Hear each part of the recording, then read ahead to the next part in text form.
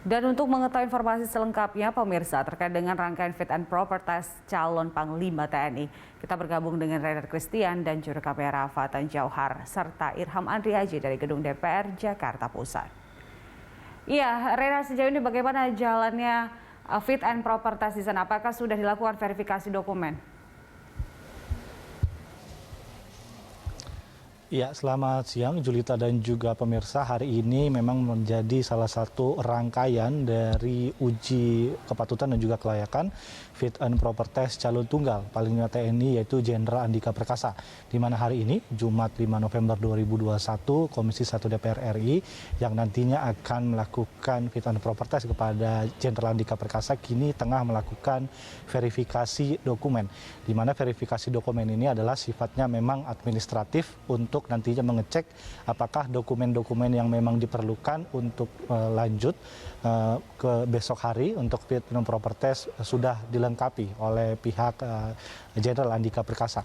Ada beberapa dokumen yang harus diperiksa oleh pihak Komisi 1 seperti pertama identitas pribadi, yaitu merupakan daftar riwayat hidup, lalu terkait surat pajak yang sudah dibayarkan per tahunnya yang tentunya nantinya dicek melalui nomor pokok wajib pajak ataupun NPWP, dan juga surat keterangan sehat yang bersangkutan, dan juga terakhir adalah laporan hasil kekayaan penyelenggara negara ataupun LHKPN yang sudah dikirimkan ke KPK, di mana LHKPN ini menjadi ataupun dokumen-dokumen tadi haruslah lengkap agar verifikasi dokumen yang dilakukan oleh pihak Komisi 1 dapat berjalan dengan baik. Terkait beberapa isu seperti harta kekayaan Andika Perkasa yang cukup fantastis, memang di angka 179,9 miliar rupiah. Ini pihak DPR mengatakan bahwa itu juga sudah bukan kewenangannya, jadi pendalaman terkait asal-usul harta ataupun yang lain yang bersangkutan dengan pajak dan juga kekayaan pribadi ini dianggap sudah clear, dan pihak DPR dalam hal ini Komisi 1 hanyalah melakukan verifikasi berkas saja yang sifatnya administratif. Dan setelah ini besok pada Sabtu 6 November 2021 barulah dilakukan uji fit and proper test, di mana nantinya Jenderal Andika Perkasa akan langsung datang ke DPR sekitar pukul 10.00 waktu Indonesia Barat, dan nantinya akan dilakukan pemaparan dari Jenderal Andika Perkasa terkait visi misi ataupun strategi yang nantinya akan dilakukan ataupun ditempuhnya selama nantinya bila terpilih menjadi Panglima TNI. Adapun juga setelah rapat fit and proper test tersebut selesai, nantinya pihak DPR akan mengambil keputusan, dan keputusan tersebut nantinya akan dikirimkan pada rapat paripurna pada Senin 8 November 2021, dan setelah itu DPR akan mengirimkan surat kembali ke Presiden Republik Indonesia Joko Widodo bahwa keputusan sudah diambil dan nantinya akan diserahkan kepada Presiden Joko Widodo untuk menentukan terkait tanggal pelantikannya.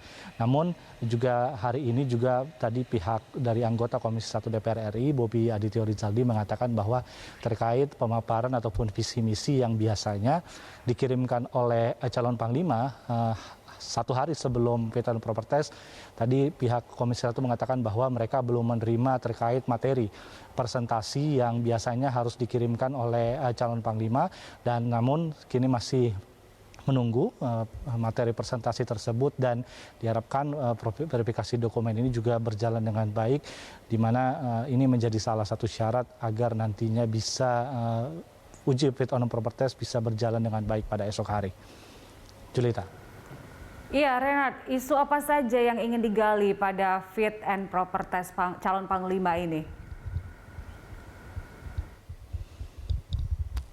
Iya, Julita dan juga pemirsa, memang ada beberapa isu yang coba ataupun masalah yang coba akan digali keterangannya oleh pihak Komisi 1 kepada calon Panglima TNI Tunggal, yaitu Jenderal Andika Perkasa. Dari informasi yang kami terima dari beberapa pernyataan dari anggota DPR RI, Komisi 1 mengatakan ada beberapa isu yang memang nantinya akan coba digali.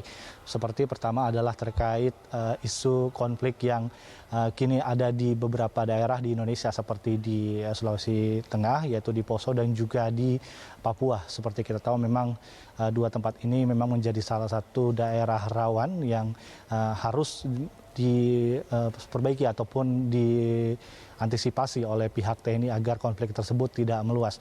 Selain itu ada juga terkait isu-isu strategis yang bersangkutan dengan hubungan luar negeri Indonesia seperti isu yang ada di Laut Natuna Utara ataupun sering kita sebut sebagai Laut Cina Selatan. Isu tersebut juga akan coba digali bagaimana visi dan juga misi dari calon Panglima TNI Jenderal Andika Perkasa dalam menyikapi masalah tersebut.